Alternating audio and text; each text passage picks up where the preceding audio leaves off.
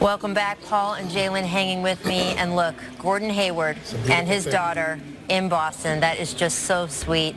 Gordon's teammate at one time, Al Horford, not anymore because he left the Celtics for the Sixers this past offseason, signing a 4-year deal worth $109 million. He's been the difference in this rivalry the last 4 seasons. Listen to this. Look at it. Wherever Al Horford goes, that's who wins. The Celtics went 13-4 against the Sixers when he was in Boston. Philly won the first 3 games this season. So, guys, how much pressure is on the Celtics tonight to avoid a season sweep? Does it matter?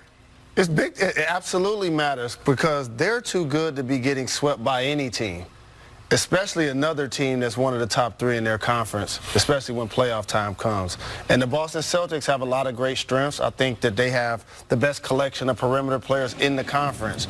But let's see if their lack of size, in particular at the 5, becomes an issue at some point in the year. I don't think it matters. In 2002, Boston versus the Nets, I was on that team. We swept the Jason Kidd Nets 4-0.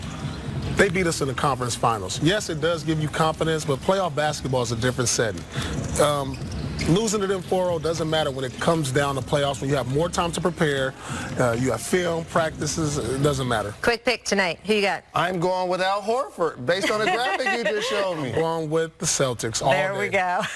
Thanks to Mike Wellman, also these two, of course. We're going to head out now to Mark Jones in Boston. Take it away, Such sir. a homer. And now the Philadelphia 76ers, they have their brooms out ready to roll. You see Gordon Hayward right there is trying to prevent that from happening over the last 4. He's been playing outstanding basketball. But Philadelphia, they've been impressive whenever they take the court against the Boston Celtics. Gave them their first loss on their home floor at the beginning of the season. But Philly's been up and down. But what do they have on the Celtics, and can they get the regular season sweep? I mean, look, I think they get up to play the Celtics, obviously. They feel like that's a natural rivalry, obviously, and also a division rivalry. So, you know, you're competing directly with them trying to get to that finish line. But I'm concerned about the Sixers. I watch them one night. They look like a championship caliber team. I watch them another night. They can't slow down a 13-win Atlanta team. They don't have a consistent demeanor about them that tells me this is a legit contender. They have yet to develop that hard shell. Think about all the championship teams we've seen or you maybe have been on. You know internally, like there's a confidence about you, the entire group from top to bottom, that you got a chance to do something big. Philly does not exude that confidence to me as a group. They're too up and down, too uneven to me to look at them and say, this is the team I thought they'd be coming into this season. It's funny that you said up and down because I think that's exactly what bothers them when you talk about pace and getting up and down and some of their better players, specifically Joel Embiid. He has to be able to get up and down and win in multiple ways, and I think that he struggles with pace. And what do Boston have? You know, when you look at teams in the Eastern Conference, Milwaukee plays with pace, and they strap up on the defensive end of the floor. Boston have 4 guys on any given night can get you anywhere from 20 to 50 points in a ball game. So that is a problem, and they're going to play with a high tempo, and if your best player, one of your best players cannot be out there, it's going to be an issue. Alongside Michael Wilbon, Paul Pierce, Jalen Rose, and we were originally scheduled to come to you from the court in Boston to preview this great matchup between 2 Eastern Conference powers, but due to the gravity of what has happened this week, we stayed here in our LA studios, right across from the arena that last night hosted an evening that none of us will soon forget. And everything the Lakers planned, everything was just beautiful. The roses they left on Kobe and Gigi's seats, to Usher singing Amazing Grace, to a live cello performance accompanying videos of Kobe through the years.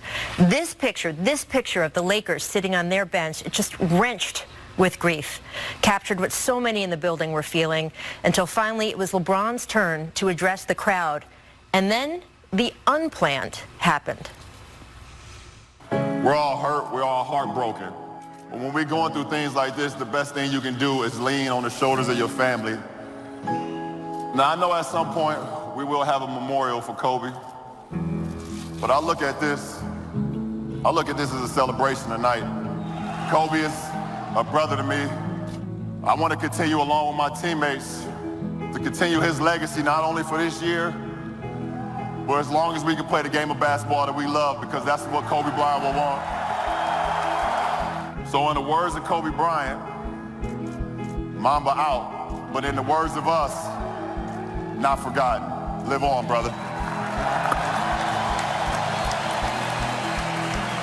LeBron speaking completely off the cuff there, and Hall of Famer James Worthy would later tell me he felt LeBron had, quote, become a Laker, a true Laker in that moment. And indeed, the ceremony is so powerful that when the Blazers and Lakers had to actually go play a basketball game after that, at the beginning, neither the players or fans really seemed to know how to act. Eventually, though, as play heated up, it felt okay to cheer again, to scream, to be dazzled. And Damian Lillard did just that, just becoming an absolute wrecking ball, led Portland to the win with 48 points. And Wilbon, you have been in the building for so many of the NBA's just big moments, but I can't think of one as somber as this one. What was going through your mind as you watched all of it unfold? That we owe it to Kobe Bryant and all the others to celebrate his life in the context of basketball. But you can say that, you can make that effort. I admired LeBron for what he did last night, but Rachel, this is sad. Los Angeles is mourning. Los Angeles is sad, depressed. I'll even go that far. There is gravity, there's grief, and what we saw last night is going to remind us, or it reminds me already, how difficult this is going to be for the Lakers. I mean, yes, Kobe Bryant is not going to just inspire the Lakers. He's going to inspire so many players around the NBA. They've already, talked about that, pledged that, if you will. But this is going to be hard for the Lakers in Los Angeles. This is not a short-term situation. Okay, we're going to turn the page. We're going to, no. That's not happening as those pictures from right outside. I walked over here, and I must admit, I was a little stunned, a little bit. Because I thought, you think every day it's going to come down a notch. It's more. People are not ready for that yet. It's going to increase. And we don't know. There's no timetable for this. There's no blueprint. We don't know when this is going to change and turn the page. It may be. These are live pictures weeks right or now. months. It may be. It's certainly going to be weeks the way it appears now. You know what, Rachel? Truthfully, I'm really not knowing how to really deal with this because I don't have basketball no more, for an outlet. So, every moment that I, kind of, sit around and, when I come downtown and I'm seeing the people out there placing the flowers, I had a chance today to pay my respects to them. And I don't see myself getting over it anytime soon. And when we say, I know we like to say the word celebrate, and I don't know how to do that. Yeah. I don't know what that entails because I don't feel nothing but sadness. I have 2 daughters and I'm thinking what in the world would they do if they lost their dad? I just feel for his family and it's tough. The same thing. It's a depression, but a devastation. This entire week, I found myself at night just walking around in circles and then looking down at the clock and realizing it's 3, 4, 5 in the morning and just continuing to ask myself why. And I processed something that it was really eerie when I thought about that this may be the most tragic death of an icon in my lifetime.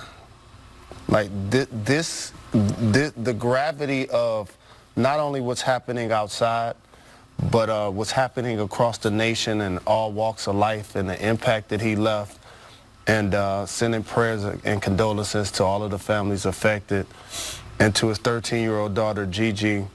I have a 13-year-old daughter that plays sports, and it's extremely tough to process. In the media, we have our spots, right, that they give us around the court. And I worked on Kobe's last game before he retired. And so I have my spot by the baseline, under the basket, and it's the same view, right? And 20 feet, 25 feet from me, he's giving this speech, Mamba Out, his retirement speech. And I'm sitting there last night, and it's in the same spot.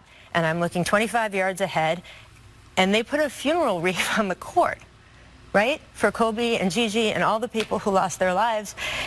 And it's less than 4 years apart, and it's not fair. That's the thing I kept thinking. This isn't fair, and it didn't feel real. Still, even standing in that building, it didn't feel real to me. And I talked to Damian Lillard before the game, and he said that the news came across his phone as he was walking into church last Sunday, and there's the confirmation, the helicopter went down, and he spent the whole rest of the day just scrolling his phone because he was sure he was absolutely sure there was going to be another alert saying, actually, Kobe Bryant jumped out of the helicopter before it went down and he's fine.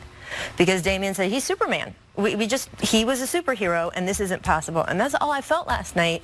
I'm watching what is supposed to be a memorial or a celebration. And it didn't feel real and it's not fair. And I don't know how to reconcile all that. Meaning for me, I was in Miami much of the week. Jalen and I were there to cover the Super Bowl for the network, and I said on Wednesday, okay, well maybe Wednesday, Thursday, and there's no maybe.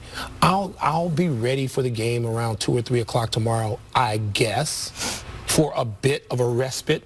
That may be our one getaway, Paul, maybe. Just for a few hours. But I think it's very brief. I think it's temporary. And because right now, here we are a day from it, 24 hours from the Super Bowl. I have no interest in sort of talking about all the pregame things that lead up to it, because there's something else that has this great gravity which keeps pulling us back. I'm going back and forth between all the sadness and shock that we're feeling, and I'm really angry also about all of this. You cannot wipe someone like that out of the sky.